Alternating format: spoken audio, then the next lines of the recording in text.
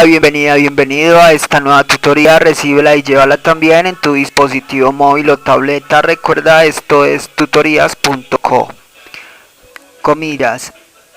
La educación no es solo para conseguir dinero, es para construir el patrimonio eterno del progreso de la humanidad. Comillas. Como se observa en la figura, el ejercicio planteado consiste en crear un programa que permita jugar a la piedra, papel o tijeras entre el usuario y la máquina. Se plantea la solución en un programa de 61 líneas. Entre las líneas 17 a 52 vemos el método de ejecutar. En este método entonces vemos que se crean tres variables de tipo char. La variable es jugada máquina, y un vector de tipo char llamado jugadas. Este vector se va a inicializar con los textos piedra, papel o tijeras. La idea entonces es que el usuario ingresa una jugada de 1 a 3, que será piedra 1, papel 2 o tijera 3.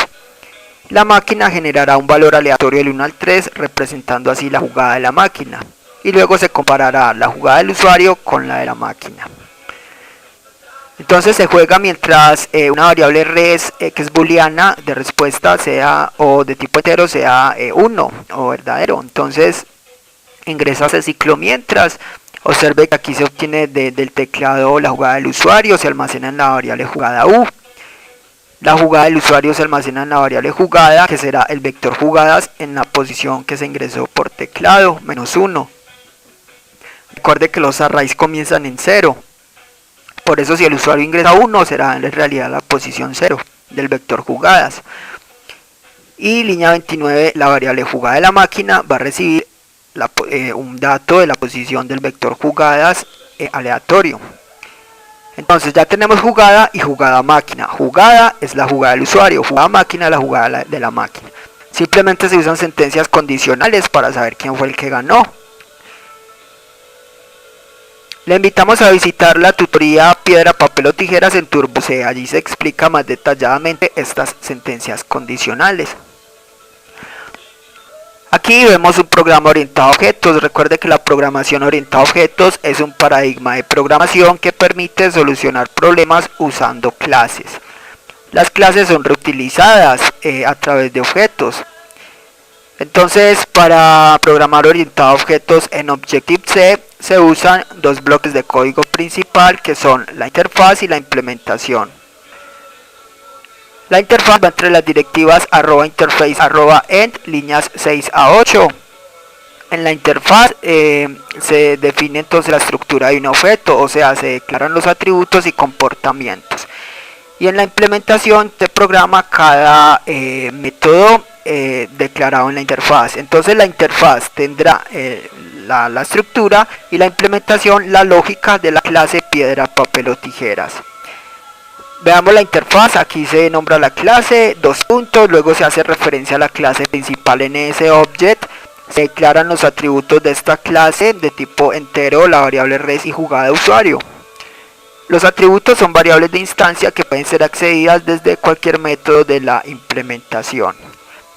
Entonces, ya teniendo los atributos, se puede en el método de ejecutar hacer uso de estas variables.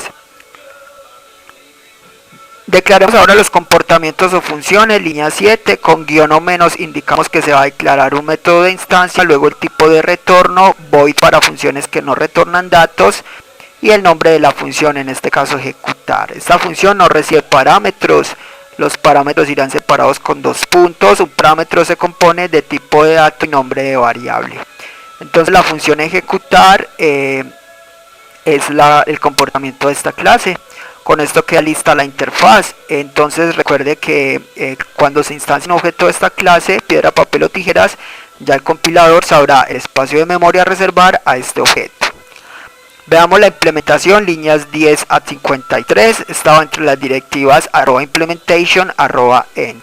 En la implementación, líneas 11 a 15, vemos el método init o el constructor por defecto de esta clase. Este método se invoca cuando se instancian objetos de la clase piedra, papel o tijeras, o sea en la línea 57. Este método se encarga de inicializar las variables de instancia. En la línea 13 vemos que se inicializa la variable res en 1. Y este método no es necesario declararlo a menos que se sobrescriba, o sea que reciba parámetros de entrada. Ya vimos la función ejecutar y con esto queda lista la implementación y la interfaz de la clase piedra, papel o tijeras. Entonces, para usar esta clase en otros archivos es más conveniente que se programe la interfaz en un archivo con extensión .h, la implementación en otro archivo con extensión .m y luego importarlos. De esa manera se evita copiar y pegar toda la clase en los distintos archivos. Vamos a usar aquí esta clase, eso lo hacemos en el main, línea 55 a 61. Recuerde que main es el método de inicio del programa. En el main, línea 57, se crea un puntero llamado obj de la clase piedra, papel o tijeras. Hay que hacer que este puntero apunte a un objeto de esta clase para usarla. Por eso se instancia memoria dinámica a la clase piedra, papel o tijeras y luego se invoca el constructor. Es decir, en memoria queda definida la estructura de un objeto de la clase piedra, papel o tijeras y obj es un puntero que apunta a este objeto. Se podrá usar la clase en la línea 58, simplemente entre corchetes se nombra el puntero y se invoca la función ejecutar. Con eso el compilador va de la línea 58 a la línea 17 y continúa así mostrando entonces el resultado. Esta fue la tutorial ejercicio, crear un programa que permita jugar a la piedra, papel o tijeras. Repasa la teoría, resuelve nuestro test y practica un algoritmo en el tablero. Si esto te gustó o no, te invitamos a discutirlo y valorar la experiencia de esta tutoría. Recuerda, esto es tutoría.co, trinamos como @tutorías, posteamos en Facebook.